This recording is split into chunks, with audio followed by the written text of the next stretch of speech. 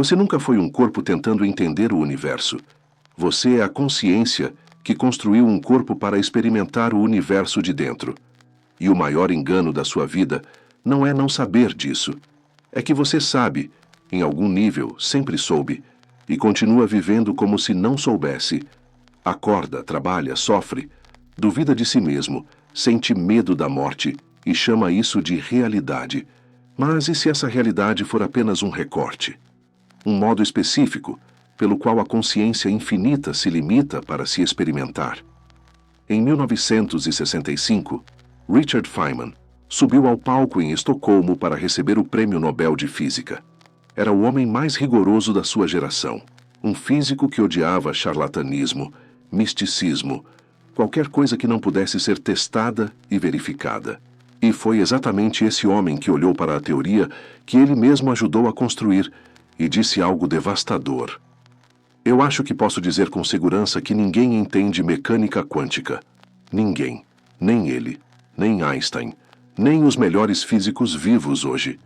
Não porque a teoria seja imprecisa. Ela é a mais precisa que a ciência já produziu, verificada com 17 casas decimais de exatidão.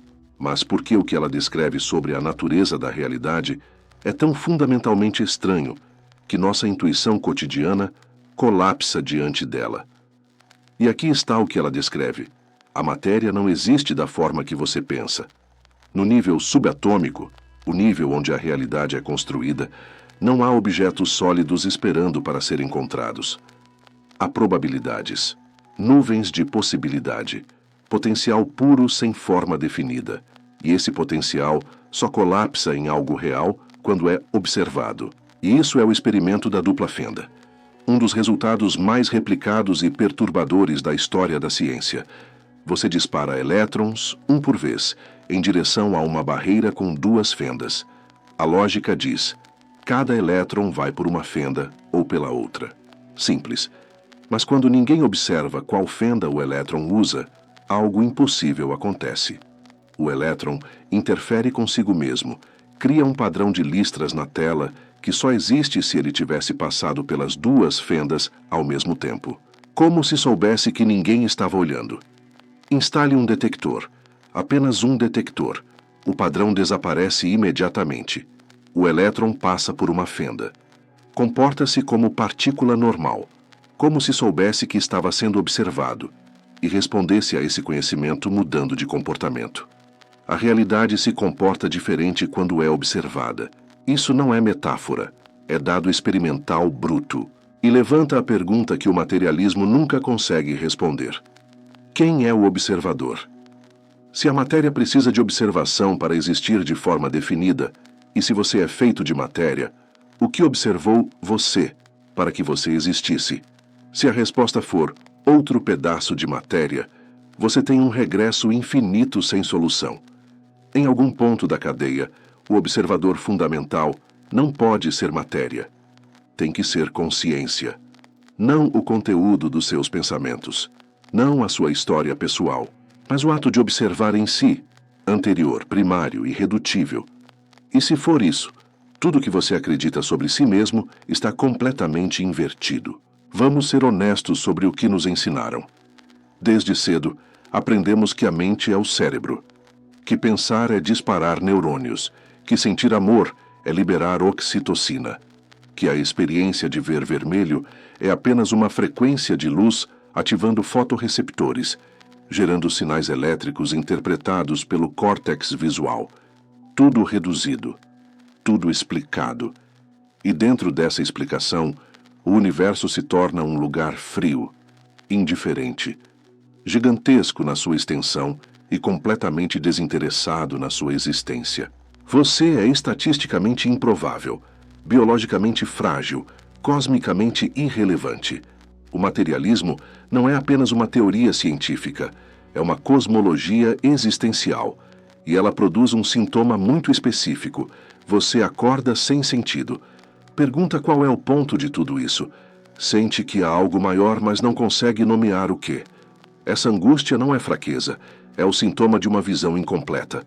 Porque o materialismo tem uma falha brutal que nunca conseguiu resolver. Uma falha que o filósofo David Chalmers formalizou e chamou de problema difícil da consciência. E é exatamente o que o nome sugere. A ciência é boa em explicar funções. Porque dormimos, porque aprendemos, porque reagimos ao perigo. Mecanismos, circuitos, processos. Mas o problema difícil é outro. Porque existe experiência subjetiva, de forma alguma. Porque você não é apenas uma máquina processando informação no escuro, sem nenhuma experiência interna. Porque quando você vê vermelho, sente que vê vermelho. Porque há algo que é ser você. Partículas não têm perspectiva. Moléculas não têm interior. Neurônios não sabem o que estão fazendo. E ainda assim, da combinação de elementos cegos, surge a experiência mais íntima que existe. A sensação de ser, de perceber, de existir. O materialismo assume que a consciência emerge da matéria suficientemente complexa. Mas não há nenhum mecanismo proposto que explique como quantidade de complexidade produz qualidade de experiência. Como algo totalmente inconsciente poderia gerar consciência? É um salto de fé tão grande quanto qualquer religião, só que menos honesto sobre ser um salto. Até hoje, a consciência não foi explicada. Apenas foi assumida como subproduto. A física quântica foi mais honesta. Feynman descreveu os elétrons se movendo não por um caminho único, mas por todos os caminhos possíveis simultaneamente, a integral de trajetória. A realidade, nos fundamentos, é uma soma de histórias potenciais que interferem entre si até que a observação selecione uma. Não são tijolos, são vibrações de probabilidade. O que existe no fundo não é matéria, é potencialidade. E potencialidade só se torna realidade quando há consciência para atualizá-la na experiência. Isso é rigor, não misticismo. E aqui o materialismo encontra sua contradição fatal. Se a realidade material precisa da observação para se definir, e se o observador é feito de matéria, estamos presos numa circularidade impossível. Ou temos que admitir que o observador é algo que antecede a matéria. Não é especulação espiritual. É a conclusão lógica de uma equação física. Você tem medo de se iludir, de acreditar em algo reconfortante demais. Isso é saudável, mas o que estou apontando não é consolo, é o dado mais imediato da experiência. A tentativa de reduzir a consciência a subproduto da matéria ainda é especulativa. A posição mais honesta, intelectualmente honesta, é reconhecer o mistério em vez de fingir que está resolvido. E o mistério aponta para aqui. Existe um fenômeno na óptica chamado ponto cego. Há uma região na sua retina sem fotorreceptores, exatamente onde o nervo óptico se conecta ao olho. Você deveria ver um buraco negro no campo visual, mas não vê. O cérebro preenche o espaço com o que espera encontrar, baseado no contexto ao redor. Você nunca viu o mundo diretamente. Você viu a reconstrução que o seu sistema nervoso montou do mundo. Se toda a sua experiência da realidade é uma reconstrução interna, mediada pelo sistema nervoso, processada e editada antes de chegar à consciência, então o que você chama de mundo lá fora é, na prática, um evento que acontece dentro da consciência, não fora dela. Você nunca experimentou um átomo fora da consciência. Nunca tocou matéria fora da experiência. Tudo que existe para você existe como fenômeno consciente. A própria noção de fora é uma construção interna. Isso não nega a existência do mundo. Redefine onde ele é conhecido. Ele é conhecido na consciência. Sempre foi. Você não encontra a realidade. Você a convoca. O físico John Wheeler chamou isso de universo participativo. O cosmos não existe de forma definida, sem participantes que o observem. Não é que os observadores registram a realidade, é que eles participam da sua criação. Wheeler demonstrou isso com o experimento de escolha tardia, onde a decisão de observar ou não o comportamento de um fóton pode ser feita depois que ele já passou pela barreira. E ainda assim, essa escolha retroativamente determina o que o fóton fez. O passado não está fixo enquanto não for observado. Agora faça algo que vai parecer simples. Pare o que está fazendo. Respire uma vez. Devagar. Agora, observe o pensamento que surgiu quando eu disse: observe o pensamento. Não analise. Não julgue. Apenas note que algo percebeu o pensamento. Que há um espaço, anterior ao pensamento, de onde ele foi visto. Esse espaço não pensa. Ele testemunha. Fique ali por um momento. Os pensamentos surgem nele. As emoções surgem nele. O próprio senso de eu sou fulano, tenho esses problemas, essa história. Tudo isso são objetos que aparecem dentro desse campo que observa. Esse campo não tem nome, não tem forma, não tem idade. Ele estava lá quando você tinha 5 anos. Está lá agora. Estará lá quando todos os seus planos e medos tiverem passado. O que não vai nunca é o campo em si. Não é o pensamento, porque você pode observar o pensamento de fora, e o observador permanece quando o pensamento passa. Não é a emoção, porque você pode notar que está com raiva sem se tornar a raiva. Não é sequer a sensação de eu existo, porque essa sensação também surge e vai, e há algo que a nota indo e vindo. A tela não muda quando o filme muda. O ego, o personagem que você chama de eu, é um padrão de pensamentos, memórias e identificações. É o protagonista da história. É real como personagem, e o personagem importa. O personagem sofre, ama, falha, aprende. Tudo isso é real. O erro não é ter um ego. O erro é confundir o personagem com o autor. Você é o espaço, não os móveis. Um oceano não deixa de ser oceano quando forma uma onda. A onda nasce, cresce e quebra, mas a água permanece. Da mesma forma, sua identidade pessoal nasce, vive e morre. Mas a base consciente que a sustenta não é tocada. E por que gerar sofrimento? Por que escolher a dor, o limite, o esquecimento? Porque consciência pura e ilimitada não tem experiência de si mesma. A luz que ilumina tudo não pode ver a si mesma sem a sombra. O infinito não se conhece sem os contornos do finito. O amor absoluto não sabe o que é amor sem o risco real da perda. A consciência não criou o universo físico apesar da dor que ele contém. Ela o criou por causa da dor que ele permite. A finitude não é um defeito de design, é a condição de possibilidade da experiência. O drama humano é o palco onde o infinito experimenta finitude. Você não nasceu num universo alheio. Você é a consciência que arquitetou esse universo para se experimentar através do filtro dramático da separação e dos limites. A amnésia é parte do projeto, porque se você lembrasse plenamente desde o início, não haveria história, não haveria busca, não haveria superação. O esquecimento é a aposta que a consciência fez para que o jogo valesse a pena. Isso não te torna arrogante, te torna responsável. Porque se a base do real é consciência, então a forma como você percebe, interpreta e age participa da manifestação do mundo. Você deixa de ser vítima do acaso e passa a ser expressão do fundamento da realidade. Isso é responsabilidade cósmica. Não é peso, é dignidade. Então vamos ao concreto. A ansiedade. Em sua raiz, é o medo do ego de se perder, de não ser suficiente. O ego vive em estado de ameaça permanente porque é genuinamente frágil. É uma construção mental, e construções mentais podem ser desfeitas. Mas quando você se identifica com o campo de consciência que gerou o ego, a natureza da ansiedade muda. Não desaparece. O personagem ainda sente. Mas há uma perspectiva mais ampla disponível. Uma que sabe que o jogo é real, mas não é tudo que existe. Uma discussão deixa de ser ameaça à sua existência. Uma crítica deixa de ser ataque ao seu ser essencial. Você ainda sente, ainda reage, mas há um espaço interno maior. A insegurança. Nasce da comparação, de achar que você precisa ganhar o direito de existir através de conquistas e aprovação. A busca desesperada por validação começa a perder força quando você percebe que já é o campo no qual valor e desvalor aparecem. Você não precisa provar seu valor ao mundo para existir.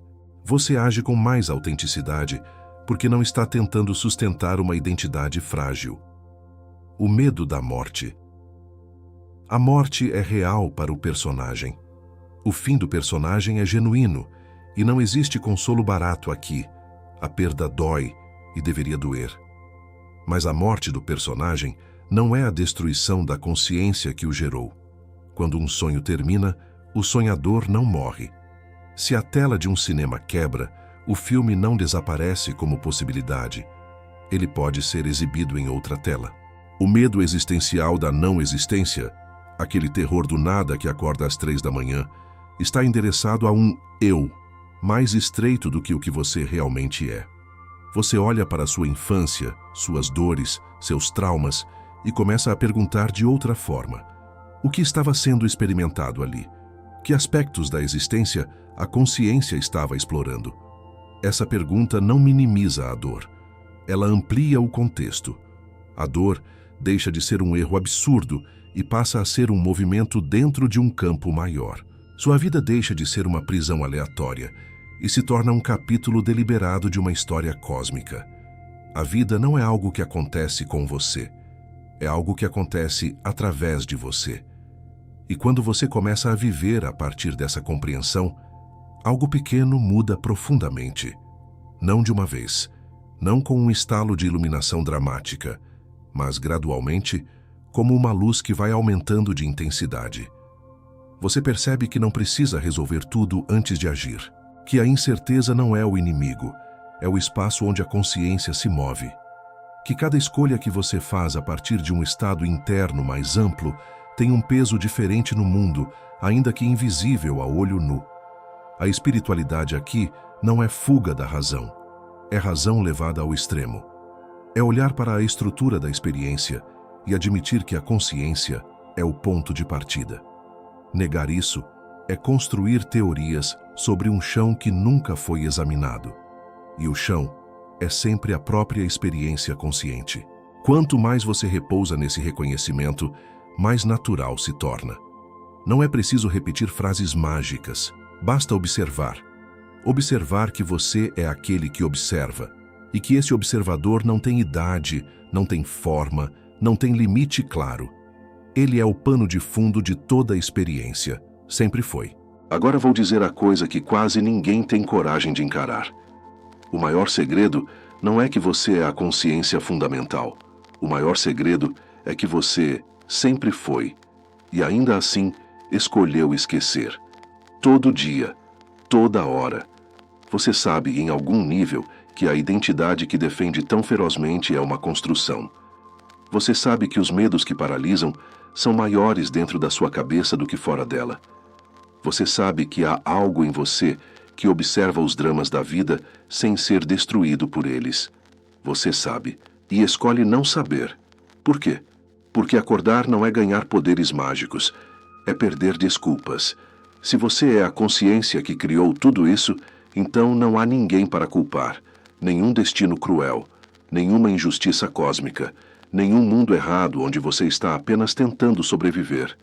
Há apenas você, a consciência, que escolheu este capítulo específico, com estes desafios específicos, para se conhecer de formas que só estes desafios tornam possíveis. O materialismo promete segurança intelectual, mas entrega vazio existencial. Ele diz que você é pequeno, acidental, descartável, e é confortável acreditar nisso. Porque se você é só química, obedecendo leis cegas, então não há responsabilidade última, não há propósito profundo, não há escolha essencial. Mas se a consciência é fundamental, como a própria lógica da física quântica aponta, então você não é um efeito colateral do universo. Você é a base através da qual o universo se torna visível. Feynman passou a vida confrontando o desconforto do mistério. Ele não tolerava respostas fáceis. Ele queria saber o que a realidade de fato era, mesmo que a resposta fosse desconcertante. E o que ele encontrou aponta para uma realidade onde o observador não é periférico, é central. Onde a consciência não é subproduto, é fundamento. O enigma permanece aberto, mais profundo do que no início. Se você é a consciência vivendo esta história humana, Até onde essa história pode ir quando você finalmente decide vivê-la sabendo quem é? O capítulo ainda está sendo escrito, e a consciência, através de você, está decidindo agora como ele será vivido. A decisão é sua. Você continua se vendo como um corpo frágil reagindo ao acaso, ou começa a agir como a consciência que escolheu viver esta experiência humana?